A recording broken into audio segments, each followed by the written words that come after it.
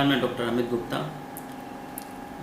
Laser planet और Gandhi eye hospital में retina surgeon हूँ। सर, मैं एक बात जानना चाहूँगा कि अभी हाल ही में आपने इस ऐसे मरीजों को जिनको कि रोशनी की संभावना बिल्कुल लगभग नगण्य हो गई थी, दिखना बंद हो गया था एक्सीडेंट के कारण, और आपने सफल सर्जरी के द्वारा और उन व्यक्तियों को आज जो कि अंधकार में डूबे हुए थे रोशनी में लाया है। किस तरीके का अनुभव महसूस कर रहे हैं?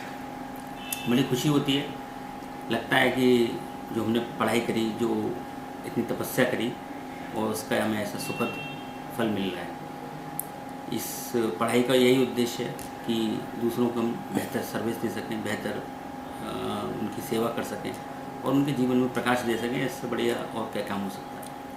सर, जिस तरीके से रेटिना एक्सपर्ट के रूप में आपने गांधी आई हॉस्पिटल से लेके और लेज़र प्लैनेट तक में और लोगों को चश्मे से छुटकारे के लिए भी आपने कई एक सफल चीज़ें की हुई हैं, कैसा महसूस कर रहे हैं सर? बड़ा अच्छा लगता है जो जिस उद्देश्य। Sir, happy Diwali, safe Diwali पर लोगों को क्या संदेश देना चाहेंगे?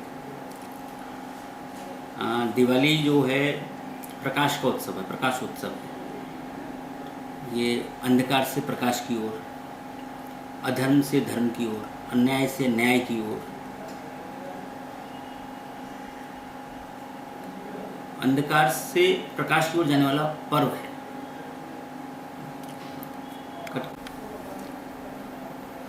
जो दिवाली है, इको फ्रेंडली बनाई जा सकती है, इस पर आपका क्या कहना है? हाँ, दिवाली जो है प्रकाश उत्सव है।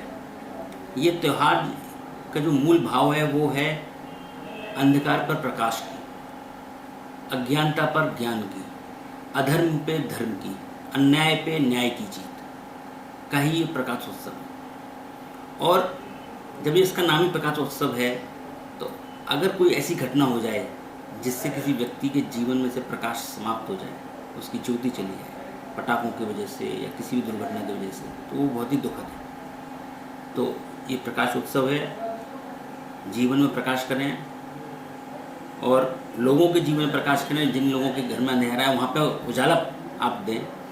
लेकिन ये पटाखे और इन सब चीज़ों से कोई शराब पी लेता है, चोट मान लेता है, झगड़े हो जाते हैं, उन सब चीज़ों से बचें और प्रकाश फैलाएं। तो यही मेरी सबको शुभकामनाएं हैं दिवाली की, कि बहुत अच्छे से, बहुत बढ़िया तरीके से दिवाली मनाएं। आप सबकी दिवाली बहुत शुभ हो, आपके घर में सुख, संपत्ति, सद्भावना और बहुत सारा आप सभी के बीच में प्यार रहे, प्यार बांटें, प्यार दें। यही मेरी सबको शुभकामनाएं। Sir, clean Aligarh, green Aligarh पर बहुत काम हो रहा है, स्वच्छता अभियान फैला हुआ है, क्या कहना चाहिए? देखिए, हमारे प्रधानमंत्री जी ने स्वच्छता का जो अभियान है इसको एक जन आंदोलन के रूप में उन्होंने इसको लेने के लिए हम सबसे बोला है। और मेरा मानना है ये जन आंदोलन के बिना संभव ही नहीं है। किसी एक व्यक्ति के सफाई करने से हमारा घर, हमारा मोहल्ला, हमारा शहर साफ नहीं हो सकता। जब तक कि हम सब ये बीड़ा ना उठा लें अपने ऊपर कि मुझे अपने घर में, अपने घर के बाहर, अपने मोहल्ले में, अपनी गली में, अपने नगर में गंदगी नहीं करनी है, अपने देश में गंदगी नहीं करनी है।